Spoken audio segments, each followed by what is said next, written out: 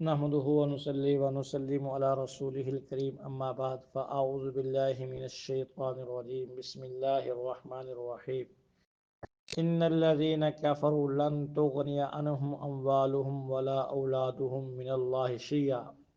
بے شک جن لوگوں نے کفر کیا نہیں فائدہ دیں گے ان کو ان کے مال نہ ان کی اولادیں اللہ سے کچھ بھی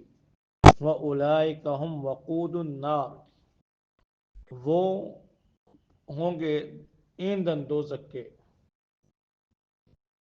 ان کافروں کو اپنے مال اولاد پہ زیادہ خوش نہیں ہونا چاہیے۔ لوگ سمجھتے ہیں کہ ہمارے پاس مال ہوگا ہم کامیاب ہوں گے، ہماری اولاد ہوگی ہم کامیاب ہوں گے، ہمارے افراد زیادہ ہوں گے تو ہم کامیاب ہوں گے۔ تو یاد رکھیں یہ ظاہری دنیا کی چمک دمک ہے جو ایک خواب کی مانند ہے۔ جب انسان مرے گا سارا دھوکہ کھل جائے گا، نہ وہاں اولاد کام آئے گی نہ وہاں مال کام آئے گا، اور یہ اپنے نافرمان کفر شرک کرنے والے جہنم میں دھونک دیے جائیں گے۔ وہاں تو کہیں گے ود المجرم لو یفتدی من عذاب یومئذ ببنی وصاحبتہ واخی، اے اللہ ہمیں تو جہنم سے بچا لے، جن کے پیچھے ہم نے نافرمانیاں کی ان کو جہنم کے اندر بنا دے۔ لو یفتدی من عذاب یومئذ ببنی، میں نے اولاد کے پیچھے تیری نافرمانی کی تو اولاد کو جہنم میں دھونک دے مجھے بچا لے، میرے بھائیوں کو جہنم میں دھونک دے مجھے بچا لے، میری بیوی کو جہنم میں دھونک دے، میرے رشتہ داروں کو دوستوں کو، ومن فی الارض جمیعا، اور جو کچھ زمین میں ہے سب کو جہنم میں دھونک دے مجھے بچا لے۔ اللہ فرمائیں گے کلا، ہرگز نہیں ہرگز نہیں، یہ معاملہ دنیا میں کر کے آنا تھا، وہاں معافی توبہ استغفار کر کے آنا تھا، یہاں وویلا کرنا چیخ و پکار کرنا کوئی کام نہیں آئے گا۔ یہاں تو یوم یفر المرء من اخیہ وامہ وابی وصاحبتہ وبنی، یہاں تو بھائی بھائی سے بھاگ رہا، باپ بیٹے سے، بیٹا باپ سے، ماں بیٹی سے بھاگ رہے ہیں۔ تو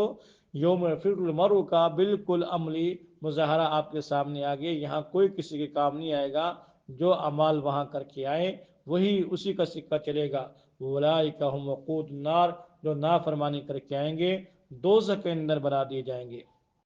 کدأب آل فرعون، جیسا کہ دستور آل فرعون کا،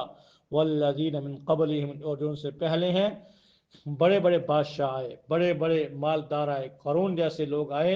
کذبوا بآیات، جنہوں نے ہماری آیات کو جھٹلایا، فاخذہم اللہ بذنوبہم، اللہ نے پکڑا ان کو ان کے گناہوں کی سبب، واللہ شدید العقاب، اور اللہ بڑے سخت عذاب والے ہیں۔ قل للذین کفروا، آپ کہہ دیجئے کافروں کو، ستغلبون،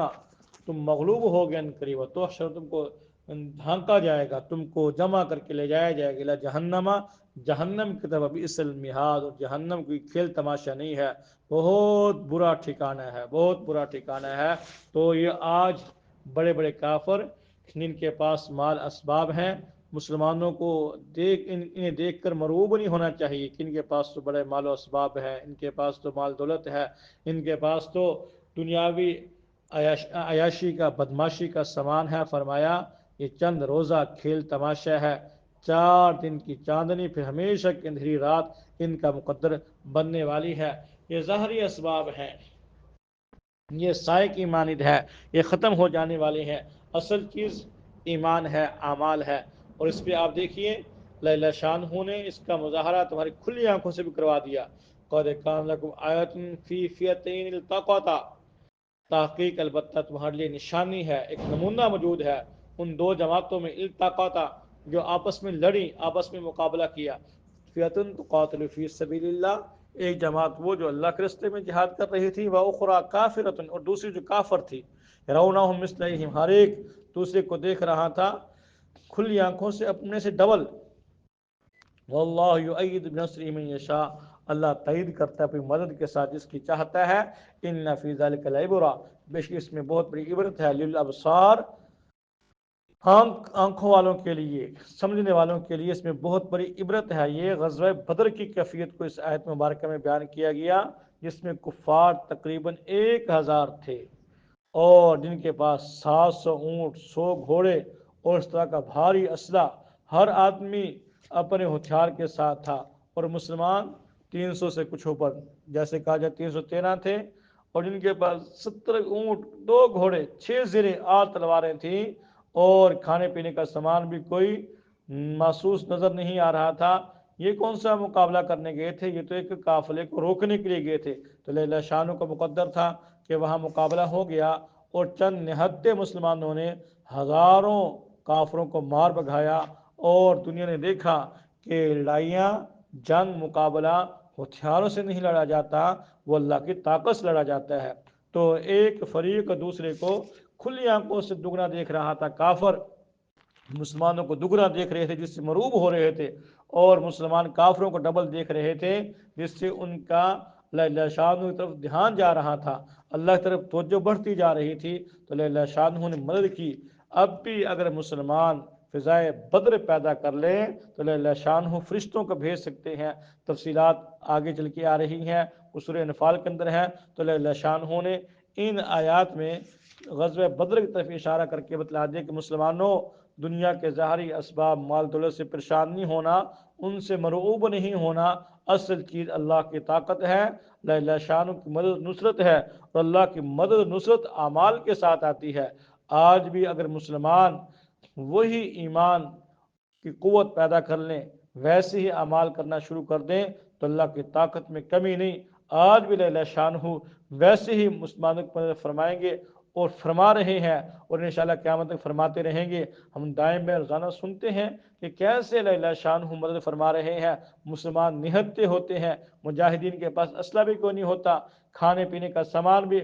جو ہے اتنا نہیں ہوتا، کافروں کے پاس جدید اسلحہ ہے، فوجی طیارے ہیں، اور پتہ نہیں کیا کچھ ہے، نت نئے روز نئے تجربے کر کے وہ اپنے ہتھیار بنا رہے ہیں اور پہنچانے کے لیے اپنی پوری طاقت لگا رہے ہیں۔ لیکن جس کا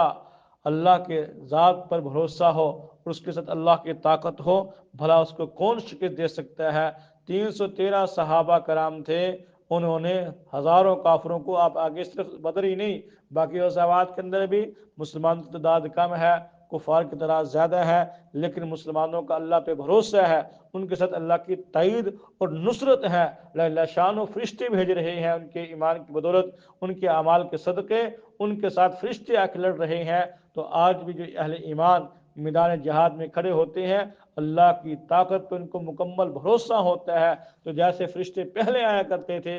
آج بھی ہم افغانستان میں دیکھتے ہیں، شام کے اندر دیکھتے ہیں، فلسطین کے اندر دیکھتے ہیں کہ مسلمان کمزور ہیں ظاہری اسباب کے اندر بھی، ان کے پاس طاقت کوئی نہیں، لیکن اللہ شانہ کی مدد ان کے ساتھ ہے۔ وہ تھوڑے ہونے کے باوجود بھی کفار کے اوپر غالب آ جاتے ہیں، اللہ مسلمانوں کو فتح عطا فرما دیتے ہیں۔